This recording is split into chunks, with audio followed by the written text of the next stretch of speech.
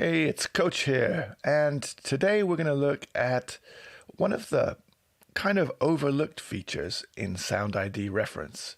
Now, if you've not heard of SoundID reference or you don't know what it does, we'll quickly cover that, but we're not really going into that deep today. We're looking at one specific feature which people really overlook now.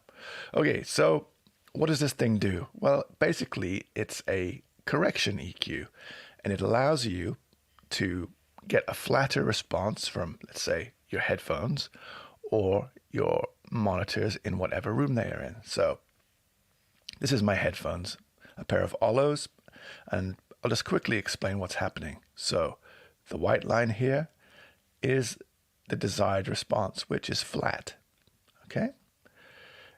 The wavy purple line here, now that's the response of the headphones before calibration. After calibration, we have this pink one here, which is fairly close to the center line, but not entirely flat. That's because I have it set to 78% wet instead of full-on calibration, because that's my personal preference. The software also allows you to do exactly the same thing with a measurement microphone in the room in which you're mixing. So you can take your speakers, apply calibration, and get them much flatter than they would have been before. Now, why is flat important? Well, flat helps with translation, and that's pretty much one of our main aims when it comes to mixing, making mixes which translate to other environments. Which brings me on to the point of this video. So people use it for calibration, and that's great. But you always hear people talking about the car test or listening to mixes on laptop speakers, and which is not a bad plan, from the point of view of making sure your mix translates, especially if your main monitoring, you don't trust it. Well, it happens that we have this option built straight into SoundID reference. So normally we're using this one, which basically makes our speakers flat, or our headphones flat in this case. But down here we have translation check. And if we go ahead and select this, we see it's going to throw a really weird EQ curve on top of it. Now, what is it? Well, this is simulating what they're calling an NS11. Now, we know what that is for copyright reasons. That's probably a Yamaha NS10, which is that famous white cone speaker from the 1970s that you see in all of these old pictures of studios.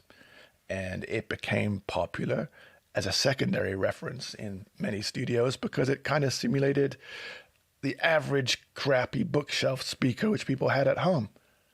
It had a side effect, and why it kind of kept going, in the sense that it was very fast. It was a sealed box, so it had a very good transient response. And also, it was super good at pushing the mid-range forward, which is where most of the detail lives in your mix. As far as being accurate, well, I don't think so. As you can see, there's no low end, and you can't really see it from this, but it's very, very aggressive in the mid-range, especially the high mids. So you have to learn how to mix on it quite counterintuitively instead of mixing on something which is flat. Now, if we keep looking through this menu, we can see we also have mix cubes, those little tiny square ones you see. So Avantone makes them, and you sometimes see the originals for sale. And as we can see here, they're also really super not accurate. They've got this big mid-range bump here.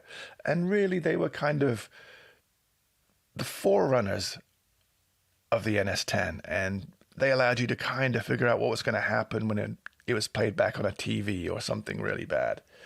But, of course, times moved on. And now we have other things like cars. So rather than doing a car test, you can just quickly swap in SoundID reference. And as we can see, we have some wild bass-heavy responses, scooped mids, typical of the response that you would see in a car. And this is useful for you checking out how it's probably going to sound in a car. The same with another current favorite, laptops. So here we go. MB Airy. So that's a MacBook Air. And that's the frequency response that you're going to get out of a MacBook Air speaker. So you can check to see what your mix is going to be sounding like.